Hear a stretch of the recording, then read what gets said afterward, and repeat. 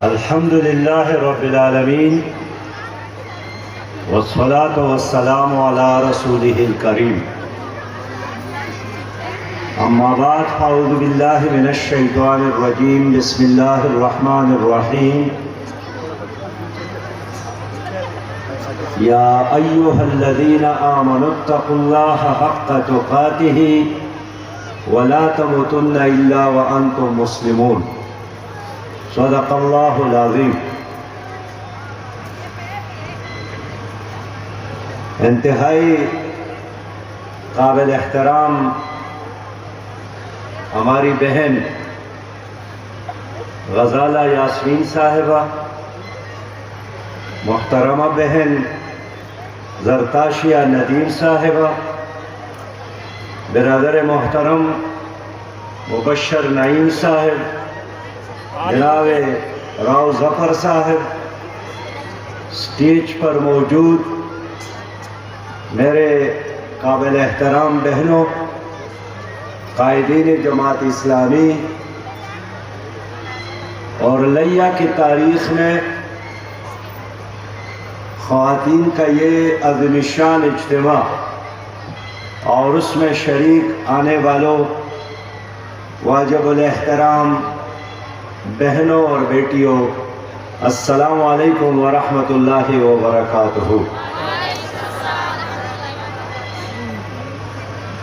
آج میں اور آپ سب مہمان ہیں غزالہ یاسمین صاحبہ،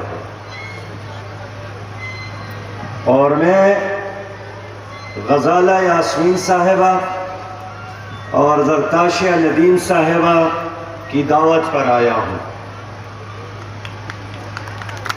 اور آج میں مبشر نعیم صاحب کے لیے نہیں آیا ہوں، میں راؤ ظفر صاحب کے لیے بھی نہیں آیا ہوں، میں میرے شہر کے لیے بھی نہیں آیا ہوں۔ آج میں آیا ہوں اپنی اس بہن کی دعوت پر جنہوں نے جنوبی پنجاب میں، جنہوں نے اس لیہ میں یہاں کے جاگیرداروں کو چیلنج کیا ہے، یہاں کے سرمایہ داروں کو چیلنج کیا ہے، یہاں کے کرپٹ قیادت کو چیلنج کیا ہے، یہاں کے ظالموں کو چیلنج کیا ہے، یہاں کے کرپٹ مافیا کو چیلنج کیا ہے۔ میں جانتا ہوں پاکستان میں بھی اور خاص کر جنوبی پنجاب میں جب سے پاکستان بنا ہے، یہاں جاگیرداروں کی حکمرانی ہے، چند خاندانوں کی حکمرانی ہے جو اخلاق کی بنیاد پر سیاست نہیں کرتے ہیں، جو کردار کی بنیاد پر سیاست نہیں کرتے ہیں، جو نظریات کی بنیاد پر سیاست نہیں کرتے ہیں، وہ دولت کی بنیاد پر، بندوق کی بنیاد پر، ڈنڈے کی بنیاد پر، تانے کے تانے دار اور پٹواری کی بنیاد پر سیاست کرتے ہیں۔ لیکن آپ کی اس عظیم الشان خواتین کے اجتماع عام کو دیکھ کر، پرجوش نعروں کو دیکھ کر میں یہی سوچ رہا تھا کہ اس فرعونی سیاست کے خاتمے، اس نمرودی سیاست کے خاتمے، اس یزیدی سیاست کے خاتمے اور وقت کے ابرہا کی سیاست کے خاتمے کے لیے غزالہ یاسمین ابابیل کا کردار ادا کرے گی،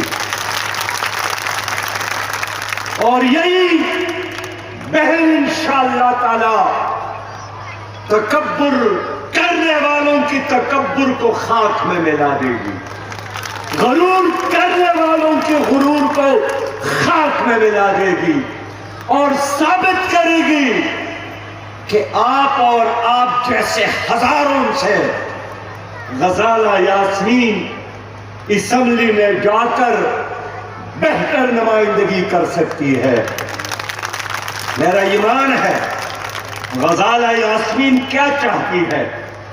اپنے بچیوں اور بچوں کے ہاتھوں میں قلم اور دوات دیکھنا چاہتی ہے، ہر بچی اور بچے کو پڑھانا چاہتی ہے، ہر غریب کے لیے انصاف چاہتی ہے، ہر مظلوم کے لیے انصاف چاہتی ہے، ہر بے روزگار کے لیے روزگار چاہتی ہے، ہر پاکستانی اور خاص کر نیا کے لوگوں کے لیے جن کا گھر نہ ہو ان کے لیے گھر چاہتی ہے، جن کے گھروں میں روشنی نہ ہو ان کے لیے روشنی چاہتی ہے، جہاں صاف پانی نہ ہو ان کے لیے صاف پانی چاہتی ہے، جن کی گلیاں کچی ہو ان گلیوں کو خوبصورت بنانا چاہتی ہے۔ بہنوں، میرا یقین ہے، میرا ایمان ہے کہ جو رب آسمانوں کو اٹھاتا ہے، جس رب نے زمین کو فرش بنایا ہے، جس رب نے سورج چاند اور ستاروں کو روشنی بخشی ہے، جو ایک قطرے سے سمندر بناتا ہے، جو ایک ذرے سے پہاڑ بناتا ہے، انشاءاللہ تعالی غزالہ یاسمین کی کامیابی سے اسی طرح اللہ چاہتا ہے کہ پاکستان عدل اور انصاف اور امن کا گہوارہ بن جائے۔ میں اس لیے سمجھتا ہوں کہ آج کا یہ جلسہ یہ ایک انقلاب ہے، یہ ایک حقیقی تبدیلی ہے، اور میں دنیا کو بتانا چاہتا ہوں کہ اب وہ زمانہ ختم ہونا چاہتا ہے کہ جب معاشرے میں چند لوگ ہی عزت مند تھے، چند لوگ ہی اور ان کے بچے سیاست کرتے تھے۔ ان سیاسی برہمنوں کے لیے، ان سیاسی شہزادوں کے لیے، ان سیاسی مغل زادوں کے لیے آپ اور غزالہ یاسمین مل کر موت کا پیغام بنے۔ بہنوں، آپ میں سے اکثریت تعلیم یافتہ ہے، اور ہر بچی اور ماں اور بہن جو لا الہ الا اللہ محمد رسول اللہ پر ایمان رکھتی ہے، اس سے بڑا کوئی ایجوکیشن نہیں ہے۔ ایک آدمی نے پی ایچ ڈی کیا ہے، 15 اور 16 جماعتیں پاس کی ہے، ڈگریاں حاصل کی ہے، لیکن اگر وہ حق نہیں جانتا ہے وہ ان پڑھ ہے۔ اور ایک آدمی اگر اس نے اللہ کی معرفت حاصل کی ہے اور اس کا دل غیر اللہ کی بجائے اللہ کی محبت سے روشن ہے، محمد مصطفیٰ صلی اللہ علیہ وسلم کی محبت سے روشن ہے، اس سے بڑا کوئی تعلیم یافتہ نہیں ہے۔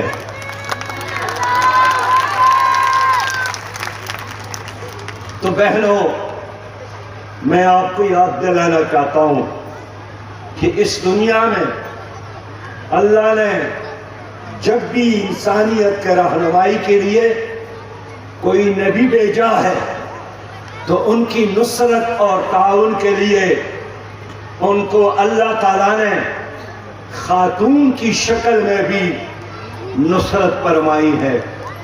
آپ نے دیکھا ہوگا کہ موسیٰ علیہ السلام نے فرعون کو چیلنج کیا تو خود فرعون کے دربار میں آسیہ ایک خاتون تھی جو رہتی تھی فرعون کے گھر میں، جو بیوی تھی فرعون کی، ملکہ تھی فرعون کی، لیکن اللہ نے اس کو حق دکھایا، اللہ تعالیٰ نے اس کو اپنی معرفت سے نوازا اور اس نے موسیٰ علیہ السلام پر ایمان لایا۔ بہنوں، نبی مہربان صلی اللہ علیہ وسلم نے مکہ میں ابو جہل کو چیلنج کیا، ابو لہب کو چیلنج کیا، شرک اور اندھیر نگری اور چوپٹ راج کو چیلنج کیا، اس نظام کو چیلنج کیا جس میں لوگ بچیوں کو زندہ درگور کرتے تھے، اس نظام کو چیلنج کیا جس میں لوگ بیڑ بکریوں کی طرح خواتین کی تجارت کرتے تھے، منڈیاں لگاتے تھے، اس نظام کو چیلنج کیا جس نظام میں مظلوم کے لیے کوئی جگہ نہیں تھی۔ کس نے ساتھ دیا؟ حضرت خدیجہ رضی اللہ تعالیٰ عنہا نے ساتھ دیا۔ اور جب حضور گھر تشریف لائے اور فرمایا میں خوف محسوس کرتا ہوں، زملونی، مجھ پر کمبل ڈالو، تو حضرت خدیجہ نے کیا کہا؟ حضرت خدیجہ رضی اللہ تعالیٰ عنہا نے تسلی دی اور فرمایا فواللہ لا یخزیک اللہ ابدا، خدا کی قسم، یہ ایک خاتون کی بات ہے، خدا کی قسم اے نبی اللہ آپ کو ناکام نہیں کرے گا، اس لیے کہ رشتہ داروں کا خیال رکھتے ہیں، اس لیے کہ ہمیشہ سچ بولتے ہیں، اس لیے کہ امانتوں میں خیانت نہیں کرتے، اس لیے کہ مہمان نوازی کرتے ہیں۔ اور فرمایا حضرت خدیجہ نے اللہ آپ کو کبھی ناکام نہیں کرے گا، آپ ہمیشہ مظلوموں کا ساتھ دیتے ہیں۔ کیا آپ نے نہیں دیکھا کہ ہجرت ہوئی تو خواتین شامل تھی؟ آپ نے نہیں دیکھا احد کا معرکہ تھا تو فاطمہ رضی اللہ تعالیٰ عنہا ساتھ کھڑی تھی، حضرت علی کے زخموں کو، حضرت نبی مہربان صلی اللہ علیہ وسلم کے زخموں کو دھونے والی، پانی ڈالنے والی، تسلی دینے والی، آگے اور پیچھے تیروں کو، تلواروں کو اپنے جسم پر برداشت کرنے والی ایک عورت ہی تو تھی جس کا نام ہندا۔ میں آپ سے پوچھنا چاہتا ہوں کہ جب امام حسین کربلا گئے اور کربلا میں 72 لوگ تھے، چاروں طرف ہزار لوگ تھے، شمر یزید کی فوجوں کا سالار تھا، جب وہ آگے بڑھا تو حضرت امام حسین نے ان سے پوچھا کہ شمر آج میرا سر لے کر تمہیں کیا ملے گا؟ شمر نے جواب دیا کہ آپ کا سر کاٹ کر اور لے کر یزید کے دربار میں لے جاؤں گا، مجھے انعام ملے گا۔ امام حسین مسکرائے اور فرمایا شمر تم میرا سر لے کر انعام پاؤں گے اور میں سر دے کر انعام پاؤں گا، لیکن تمہارا انعام انسان کی طرف سے ہے، پانی ہے، اور میرا انعام رحمان کی طرف سے ہے، لا پانی ہے۔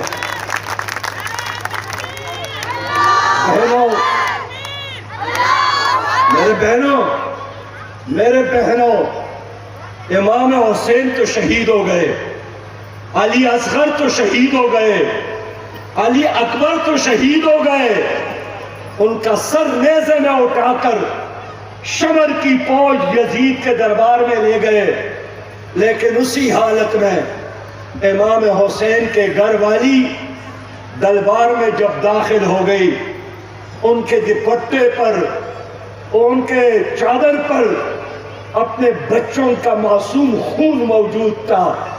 بڑے دربار میں کھڑے ہو کر اس نے فرمایا کہ یزید سن لو، میرے سرتاج، میرے سردار، میرے امام، میرے حسین نے کربلا میں خون دے کر، جان کی قربانی دے کر امت کو یہی پیغام دیا کہ حقیقی مسلمان وہ ہے جو سر دے کر ظلم کا مقابلہ کرتا ہے۔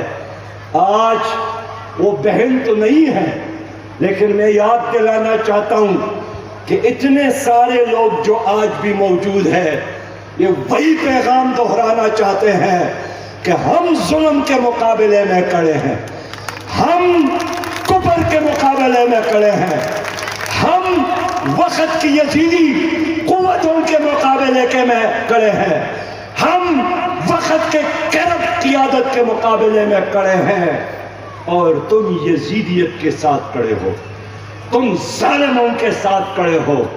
ہم جھکنے والے نہیں ہیں، ہم ڈرنے والے نہیں ہیں، ہم دبنے والے نہیں ہیں۔ اس راستے میں قدم اٹھانا ثواب سمجھتے ہیں، اس راستے میں پیسہ خرچ کرنا جہاد سمجھتے ہیں، اس راستے میں خون بہانا جہاد سمجھتے ہیں۔ ہمارے تقدیر میں ناکامی نہیں ہے، یہاں ہم جیت گئے تو مجاہد، شہید بھی ہو گئے تو شہید، شہادت ملتی ہے، ناکامی یہاں پر نہیں ہے۔ ماؤں بہنوں، آج کے ماحول میں اگر غزہ میں چند لاکھ مسلمان اسرائیل کے مقابلے میں کھڑے ہیں، انہوں نے ان پر ٹینک چلایا، انہوں نے ان پر بمباری کی، انہوں نے ان کے گھروں کو جلایا، انہوں نے ان کے مسجدوں کو شہید کیا، انہوں نے ان کے اسکول کو شہید کیا، جلایا، لیکن چھوٹے بچے پتھر اٹھا کر اسرائیل کے مقابلے میں کھڑے ہیں۔ میں آپ سے پوچھنا چاہتا ہوں، ان بچوں کی تربیت کس نے کی؟ آپ جیسے ماؤں نے کی۔ ان نوجوانوں کو حوصلہ کس نے دیا؟ آپ جیسے بہنوں نے دیا۔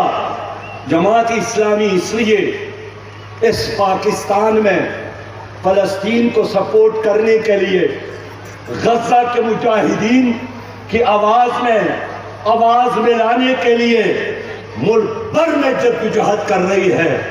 ہم نے کراچی میں لاکھوں کا مارچ کیا، ہم نے اسلام آباد میں لاکھوں کا مارچ کیا، امریکی سفارت خانے کے سامنے ہم نے مارچ کیا۔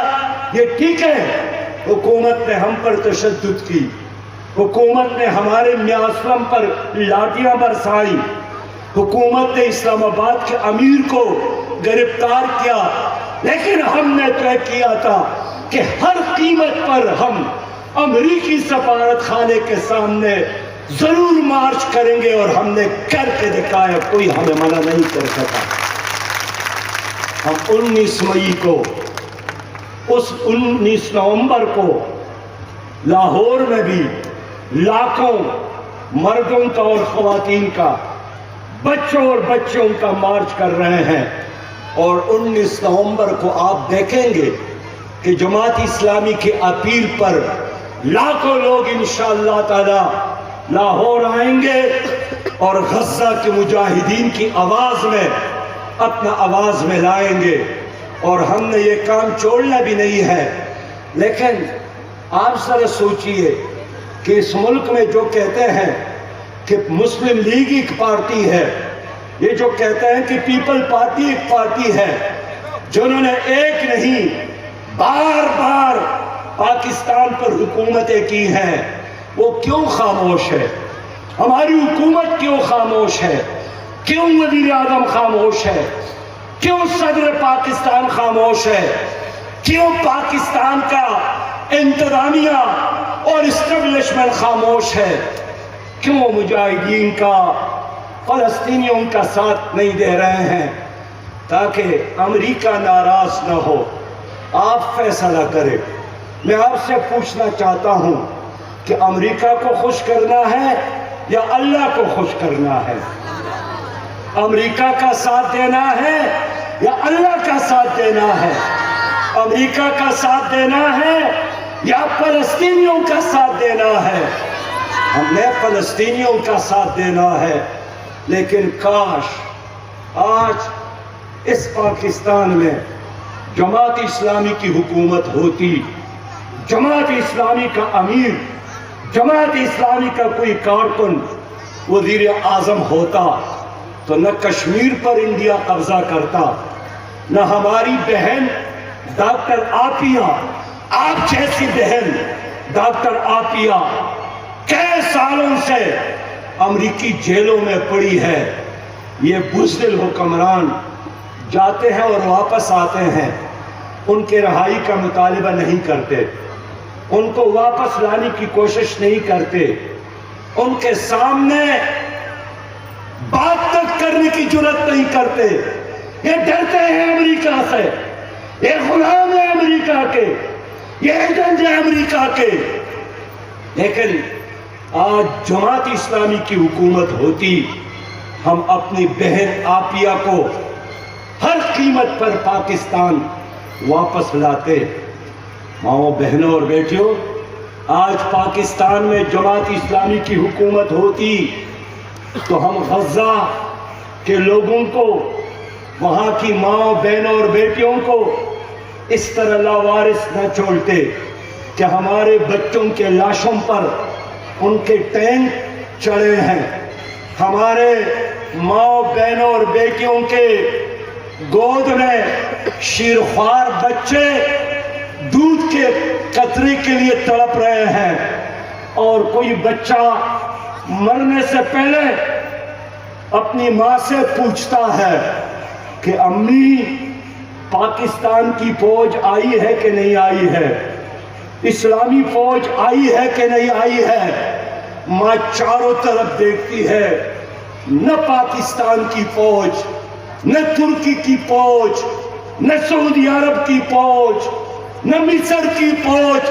74 لاکھ اسلامی ممالک کی افواج ہے، 74 لاکھ افواج ہے، لیکن بزدل ایسے سب کے سب خاموش ہوئے ہیں۔ مصر تو بالکل صاف ہے، ان کا بارڈر غزہ کے ساتھ لگا ہے، تماشا کر رہا ہے، لیکن آگے بڑھنے کے لیے تیار نہیں ہے۔ تو اگر 85 سالہ بوڑھا آدمی بائیڈن امریکہ کے صدر اسرائیل کے مرکز تل ابیب آ کر کہہ سکتا ہے کہ میں یہودی ہوں اور آپ کے ساتھ کھڑا ہوں، ہمارے حکمران کیوں نہیں جا سکتے؟ ہمارے حکمران کیوں غیرت نہیں کرتے؟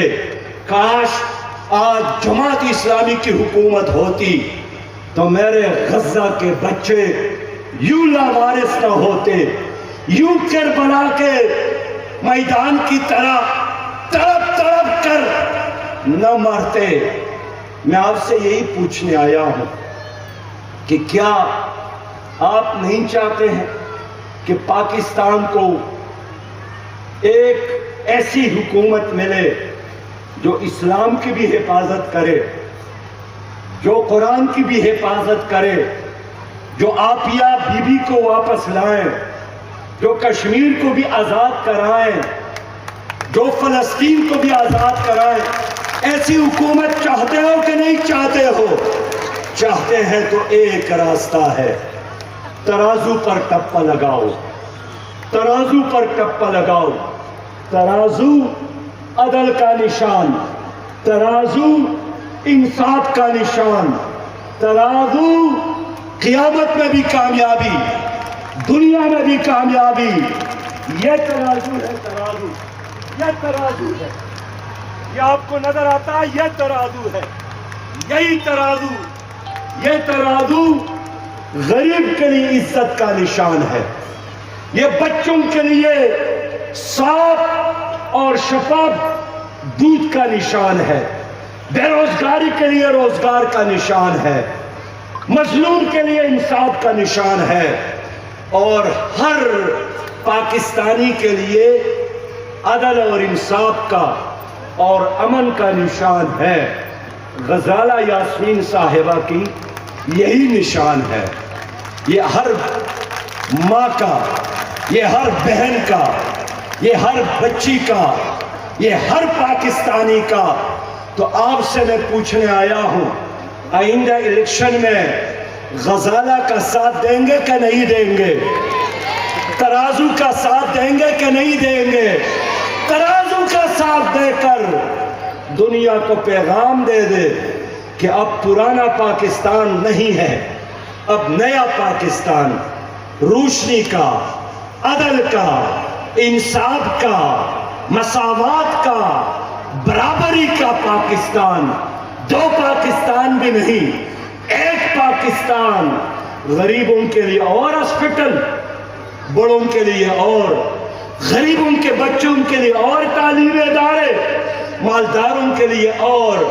ایسا پاکستان نہیں چاہیے، مجھے ایسا پاکستان چاہیے کہ صدر کا بیٹا، وزیر اعظم کا بیٹا جس اسکول میں پڑھتا ہو، لیا بازار کے چوکیدار کا بیٹا اسی اسکول اور اسی کالج میں پڑھے، تب یہ پاکستان حقیقی معنوں میں پاکستان بنے گا۔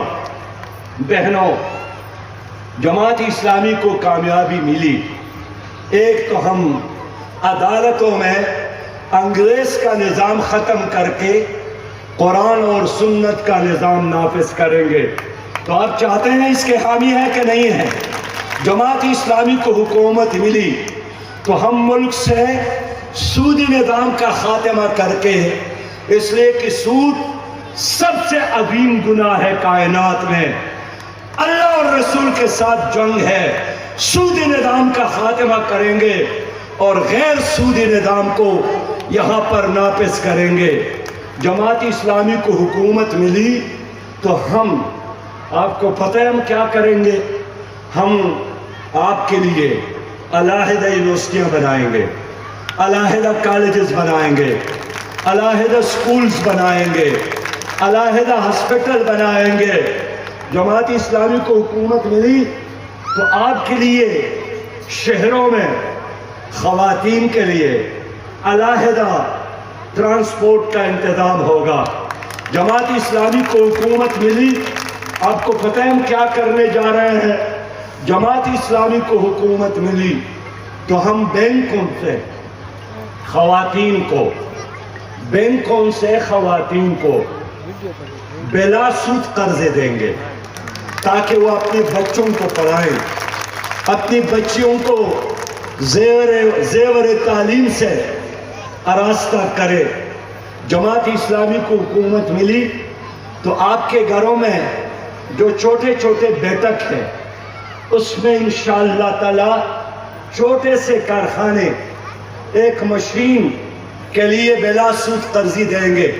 یہ میں نے دیکھا ہے دنیا کے بہت سارے ممالک میں کہ خواتین کو قرضے ملتے ہیں، وہ ایک چھوٹا سا پروجیکٹ، ایک چھوٹا سا صنعتی یونٹ لگاتا ہے، مرد بھی کماتا ہے اور عورت بھی اپنے گھر میں اپنے بچوں کے ساتھ بیٹھ کر اس مشین کو چلاتی ہے۔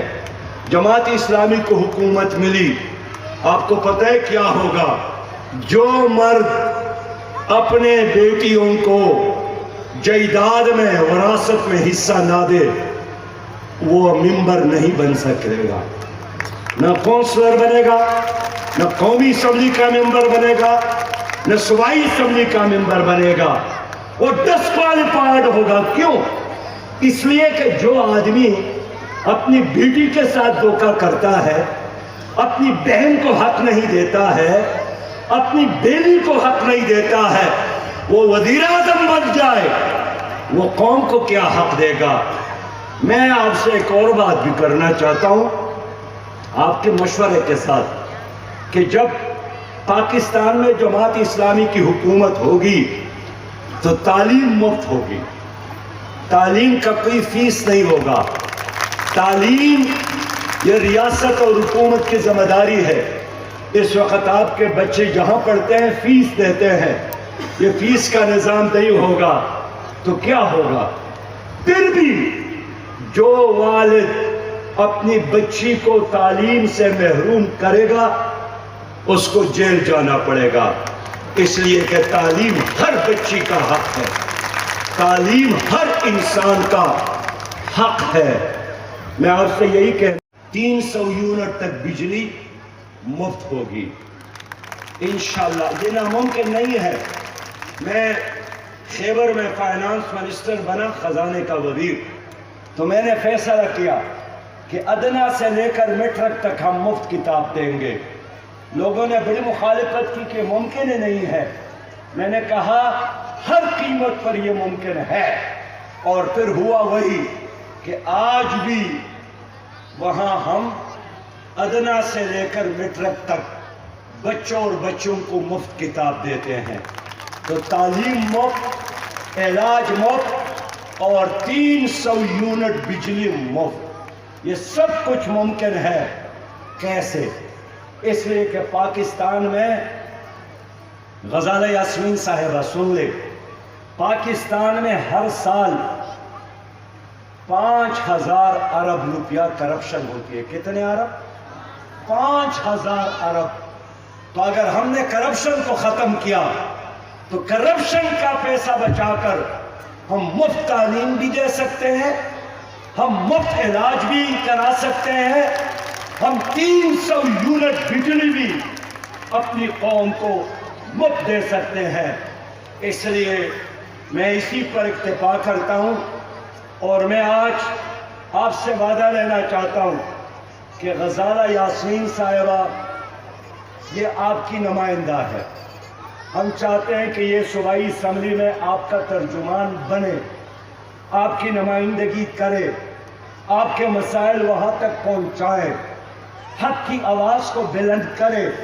لیکن یہ تب ممکن ہے کہ آج یہ ہزاروں بہنیں میرے ساتھ وعدہ کرے کہ ہم آئندہ الیکشن میں ترازو پر خود بھی ٹپا لگائیں گے، ترازو کو خود بھی ووٹ دیں گے اور ترازو کے لیے ووٹ بھی مانگیں گے. اپنے رشتہ داروں کو بھی، اپنے عزیزوں کو بھی، اپنے پڑوسیوں کو بھی مجبور کریں گے اور سمجھائیں گے کہ کرپشن کا خاتمہ چاہتے ہو تو غزالہ کو ووٹ دو، لیا کی ترقی چاہتے ہو تو غزالہ کو ووٹ دو، لیا کے لوگوں کے چہروں پر خوشحالی دیکھنا چاہتے ہو تو غزالہ کو ووٹ دو، اور ترقی کی طرف پاکستان کو لے جانا چاہتے ہو تو ترازو کو ووٹ دو. میں ایک بار پھر اپنی بہن زرتاشیہ ندیم صاحبہ، غزالہ یاسمین صاحبہ، مبشر نعیم بھائی، جناب راؤ ظفر صاحب اور آپ سب کا شکریہ ادا کرتا ہوں اور درخواست کرتا ہوں کہ آج کے جلسے میں ہم نے مردوں کو نہیں بلایا، لیکن میرا سلام میرے بھائیوں کو پہنچا دے، میرے بیٹوں کو پہنچا دے، میرے دوستوں کو پہنچا دے، اور جو باتیں آپ نے سنی ہیں آپ اس کا ترجمان بن کر اپنے گھروں اور اپنے حجروں میں، اپنے گلی اور کوچوں میں حق اور سچ کی اس مشعل کو، چراغ کو روشن کرے. اسلام زندہ باد، پاکستان پائندہ باد. اور لیا کہ میری بہنیں اور بیٹیاں اللہ دنیا میں بھی خوشحال رکھے، اللہ تعالیٰ آخرت میں بھی عزت اور جنت سے نوازے. آپ کو اللہ تعالیٰ رزق کے فراخی سے بھی نوازے، اللہ آپ کو خوشیوں سے بھی نوازے. اللہ تعالیٰ آپ کے گھر والوں کو بھی خوش رکھے، اور آسمان کے اندر، نیچے اور زمین کے اوپر جتنے رحمتیں اور برکتیں اور نعمتیں ہیں اللہ تعالیٰ آپ سب کو عطا فرمائے. وآخر دعوانا الحمدللہ رب العالمین.